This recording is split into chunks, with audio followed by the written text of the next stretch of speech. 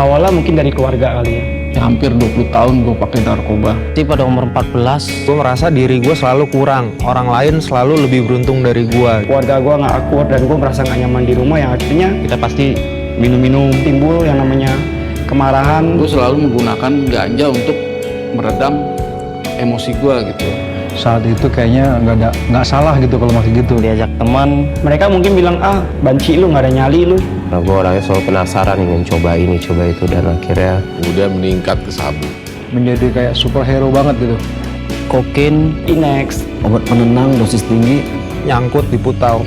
Tanpa saya sadari saya sudah ketergantungan, makin terikat. Di saat sakaunya berat sekali, malah lebih dahsyat. Penghancuran total dalam tubuh tuh lewat jarum suntik. putau lebih enak dari seks. Ya gue udah nggak peduli lagi sama diri gue. Saya pikir saya bisa mengatur, Bisa cari duit sendiri, Susah ngucap syukur. megang uang, nah itu gue jatuhnya lebih dalam. dan itu menyebabkan saya menjadi hancur. Hancuran yang didapat. tapi begitu sulit untuk keluar dari keterikatan ini. Tapi mau nggak mau saya tetap harus pakai berhubung saya udah terlalu dalam. Saya juga ingin yang namanya hidup benar. Gue tahu Setiap jangkis itu hidup seperti dipasung gitu ya, Kalau kita berpikir dengan logika kita tuh nggak akan nyampe. Tapi nggak bisa gitu. dan tidak tahu solusinya gimana.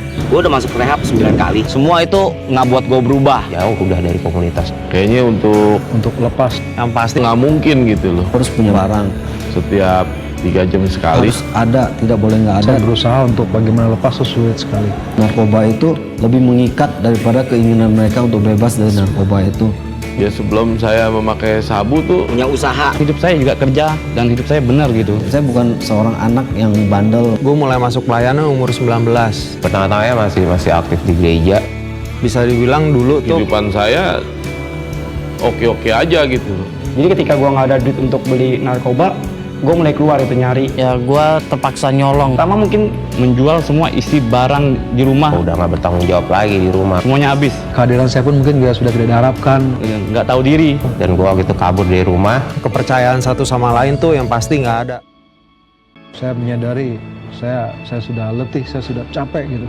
Saya mau lepas dari narkoba. Secara logika, saya pikir nggak akan mungkin saya bisa tinggal di dalam rumah rehab itu gitu ya. Tetap saya berkeras nggak mau. Tapi saya berdoa kembali kepada Tuhan dan Tuhan menyatakan kembali gitu loh. Gue belajar, gue buka hati.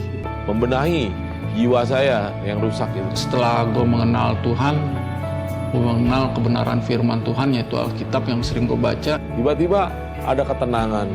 Firman Tuhan itu suatu hal yang sangat indah gitu. Suatu hal yang hidup. Gue menemukan sesuatu yang selama ini gue nggak tahu. Ternyata bahwa kita hidup di dunia ini bukan kita hidup antara manusia dengan manusia, tapi ada Tuhan. Dan saya menjerit, saya menangis hadapan Tuhan. Dan saya mau bertobat. Baru bisa merasakan yang namanya hadirat Tuhan, pertolongan Tuhan nyata itu.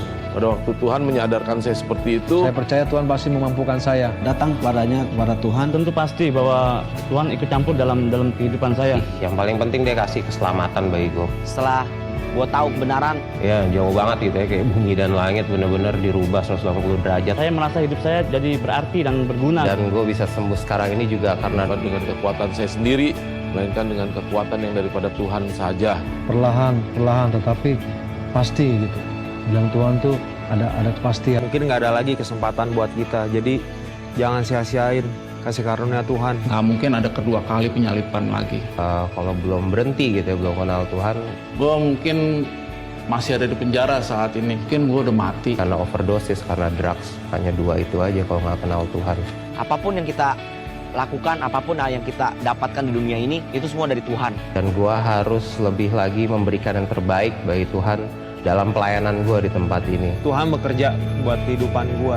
Hidup yang sisa ini sampai gue mati nanti, ya untuk Tuhan gitu. Ya untuk melayani Tuhan. Jadi kemanapun Tuhan suruh gue pergi, dimanapun awam pekerjaan gue akan jalanin. Karena hanya itu yang bisa gue balikin kepada dia. Karena dia udah terlalu banyak melakukan hal-hal yang baik, melakukan keselamatan bagi diri gue. Jadi sekarang saatnya gitu. Gue mau ucap syukur dari segala yang telah gue dapat dalam hidup gue sekarang ini.